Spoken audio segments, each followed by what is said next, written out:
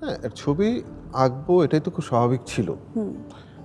আমি পড়াশোনা শেষ করলাম চারুকলায় এবং পড়াশুনো করবার জন্যে মানে চারুকলায় পড়বার জন্যে একেবারে বলতে গেলে যে বিদ্রোহ করে বাড়ি থেকে বেরিয়ে এলাম।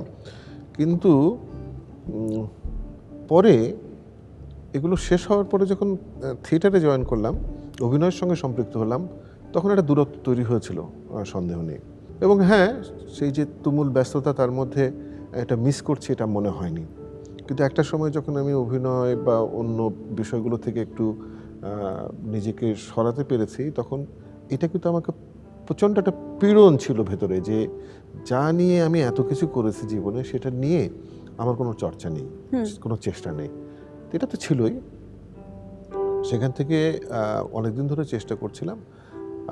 একটা অভিজ্ঞতা আমার হয়েছে যে ছবি আঁকা, যারা ছবি আঁকে, যারা গান গায়, যারা নাচে, যারা অভিনয় করে, মানে শিল্পের বিভিন্ন মাধ্যমে যারা কাজ করেন, তারা যদি ওই শিল্প মাধ্যমের সঙ্গে একটা দূরত্ব তৈরি করে ফেলেন, তাহলে সেটা ভেঙে আবার নিকটে আসা খুব কঠিন কাজ।